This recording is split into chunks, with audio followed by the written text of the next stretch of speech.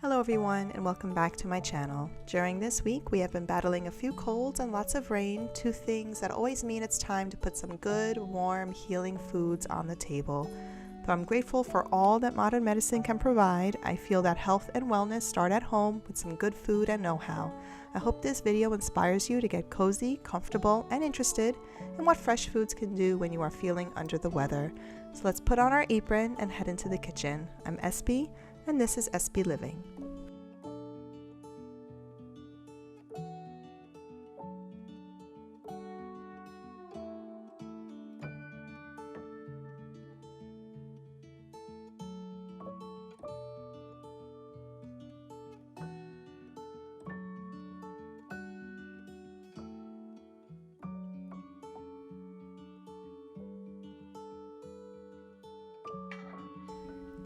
I found a basic chicken broth recipe from one of my cookbooks for the chicken soup that I want to make. This will be all from scratch from start to finish with this big fresh chicken I bought just for this soup. The first step is to build a base for the broth, which includes carrots, celery, onions, and more garlic than you think you need. Soup broths are a great way to use up random vegetables you have too much of, and it's just as easy to preserve through canning or freezing. I don't worry too much about chopping them small. These will just simmer with the chicken for a few hours and be drained afterwards.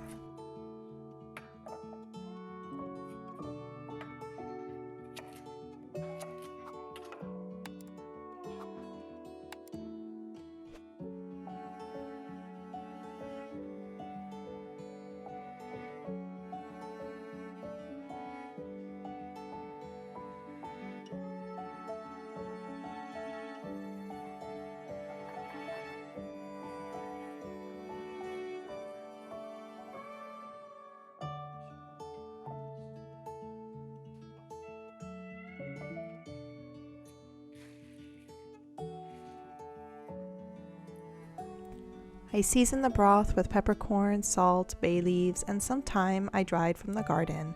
This will just sit pretty and simmer while I go ahead and get the house clean to keep those germs away.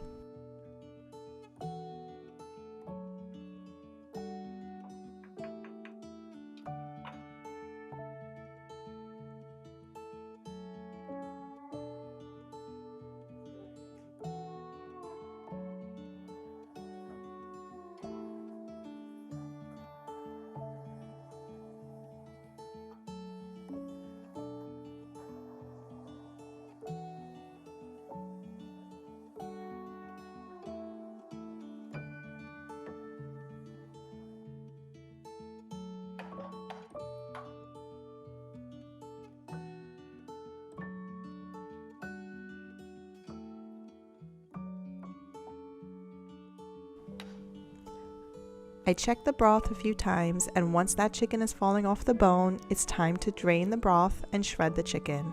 I do keep the whole vegetables to add back in later though. There's little to no waste here.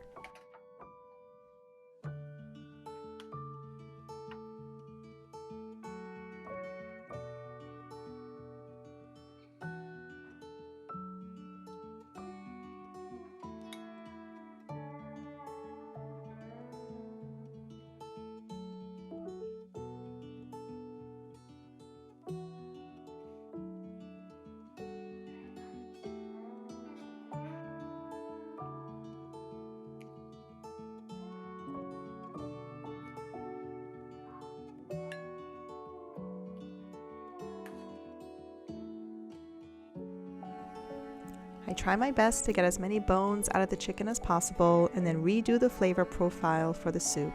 We do like a hearty, thick soup full of vegetables, and that means I chop up more onion, carrots, celery, and garlic to some more oil heating up in the pot. I add some potatoes to thicken it up and then pour the broth right back in, as well as the shredded chicken and the broth vegetables from before.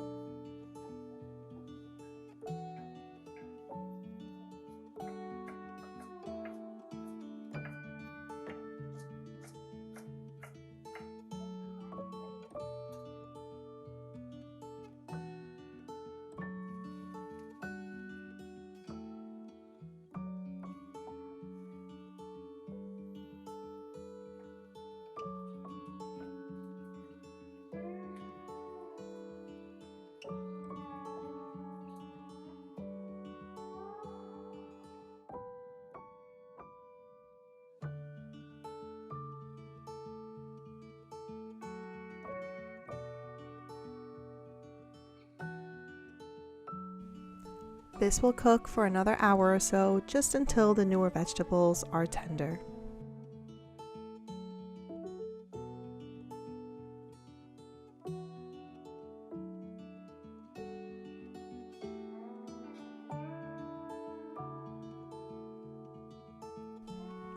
This soup is now done, and right before I serve it, I like to add in a bag of noodles. Sometimes I break up spaghetti or add in some pastina or ditalini, but again, I use what I have.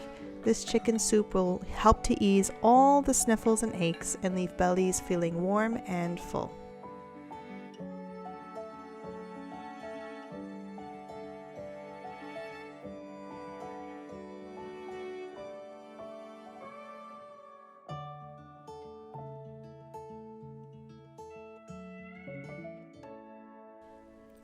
More than just cooking up good foods, I have a firm belief in the power of tea, herbs, botanicals. They are all beneficial and more available than you think. Chamomile tea is very common, and almost everyone knows its ability to soothe upset stomachs and calm anxiety. Chamomile tea is also gentle enough for toddlers and small children to enjoy. We enjoy a cup of chamomile tea regularly, especially with a dose of milk and honey, which makes it extra soothing and extra sweet for the little ones.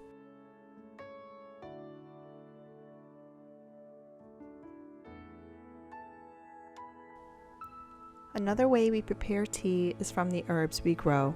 We dry a lot of herbs and use them up pretty quickly. As long as they are in a tight container, they keep very well.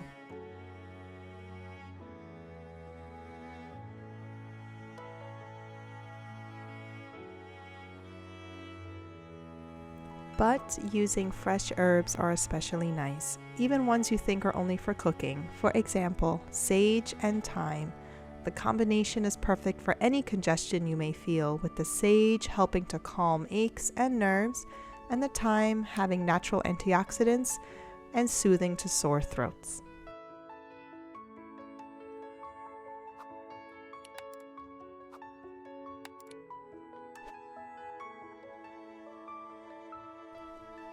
I always keep some lemon verbena, which dries quickly and gives any tea a sweeter and fresher taste.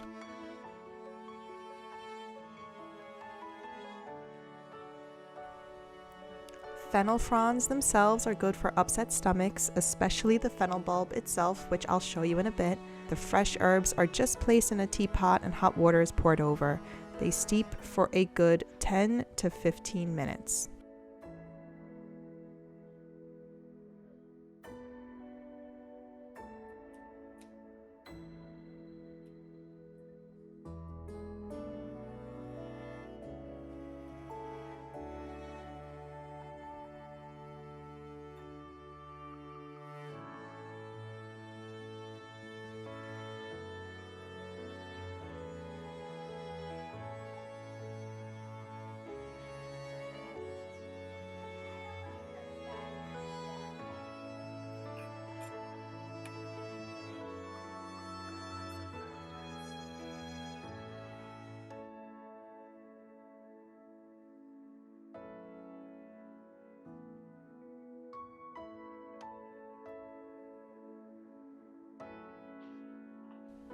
While that's steeping, I'll let you in on why fennel or anise, or known in Italian as finocchio, is so good for you. You may see these bulbs in the herbs section of the market, and popular uses of them are for cooking with fish, roasting them, or adding to soups and salads as garnishes. But guess what? You can eat it raw. Yes, you can, and it will settle your stomach so fast. And even if you don't have an upset stomach, it has a sweet and minty flavor that just cleanses your palate. Growing up, we knew dinner was wrapping up with a plate of finocchio was put on the table with the fruit and a bowl of nuts. If you enjoy licorice or anything minty, you should definitely give snacking on fennel a shot.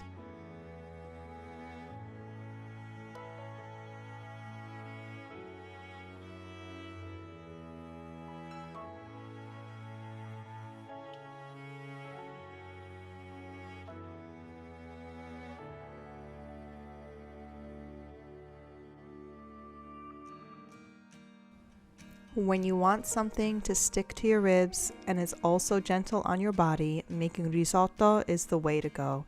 This is a simple Risi e Bisi recipe or risotto with peas and prosciutto. This is cooked slowly and requires lots of attention since broth has to be added bit by bit over time, but the end result is a thick, cozy bowl of goodness. This is also a meal of the people, my grandparents would say, a dish that almost anyone with only a few ingredients could make. And when I make dishes like this, I'm reminded of how important food was to people, not just to survive, but a source of nourishment for mind and body as well. The feast days we celebrated during this particular week were for saints that were doctors, or those who tended to the needy, to the children, or anyone who needed help. St. Vincent de Paul, for example, he's a patron saint of hospital workers, known for his ongoing care for anyone in need, both in medicine and in charity. There's St. Cosmas and Damian, were two brothers, both priests and doctors, who cared for others without fee or expectation. As much as medicine is a gift we can give to save lives, providing basic nourishment with good, nutrient-dense food is just as important, and I'm sure was a major part of managing health and care throughout the centuries.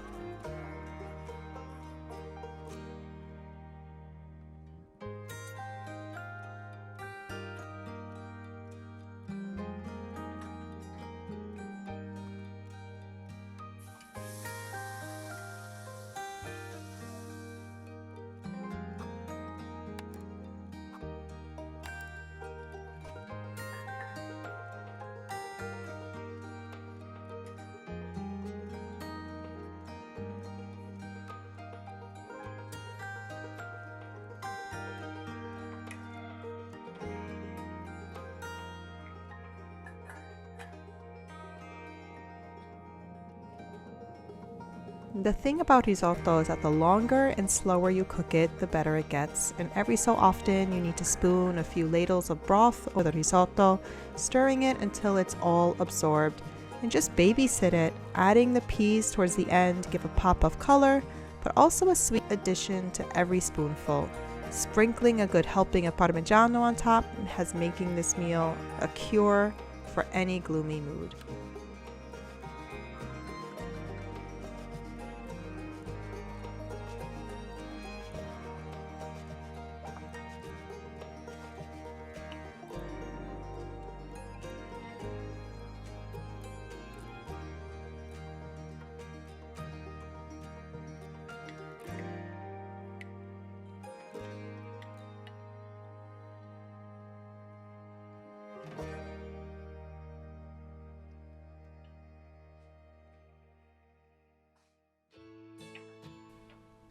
A sweet treat is also important to enjoy when you're feeling down and out, and with the fall fruits in abundance, it's easy to pop them on top of some dough. I always have a roll of pizza dough in the freezer, and it works well when you don't have any pastry crust on hand. It's just not as sweet as pastry, but I'll show you how I fix that in a little bit.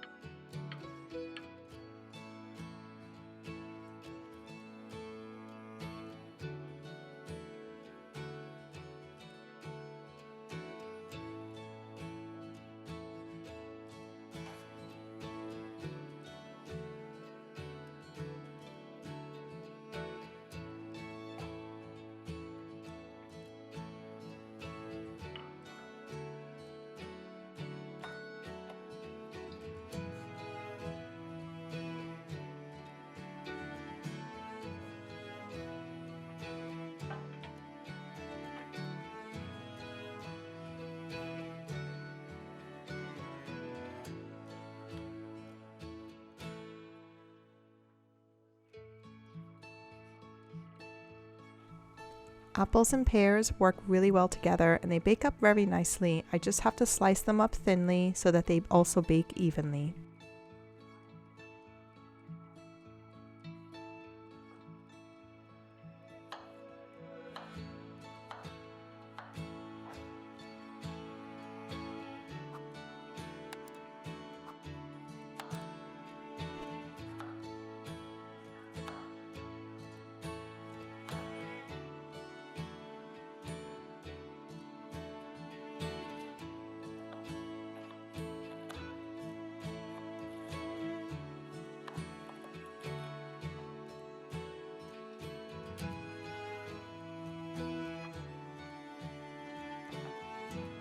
The blackberries are in season 2, and those will be toppled all over the tart.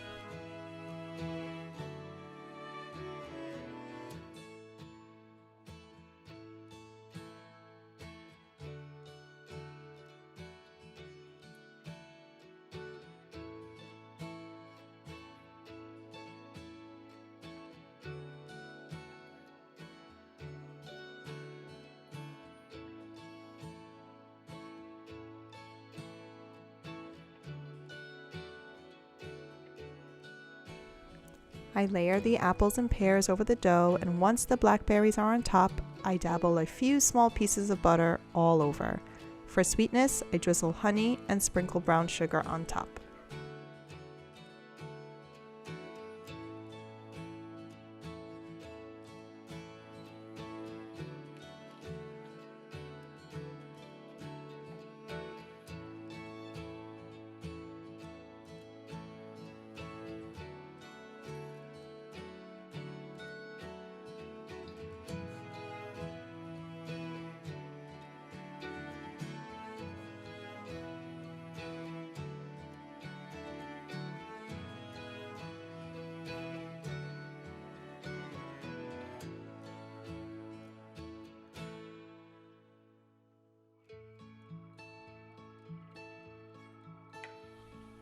After baking for 45 minutes or so, it's ready to be sliced and served with some tea.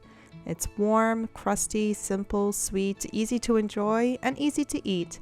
A small treat like this does wonders for anyone who is in need of a little pick-me-up.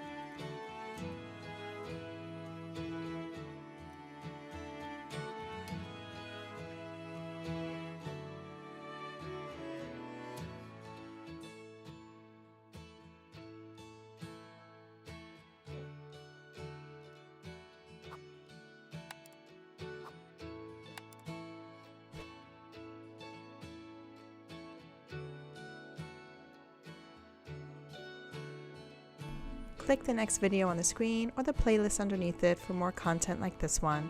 And even better, subscribe, like, and hit the bell. See you next time.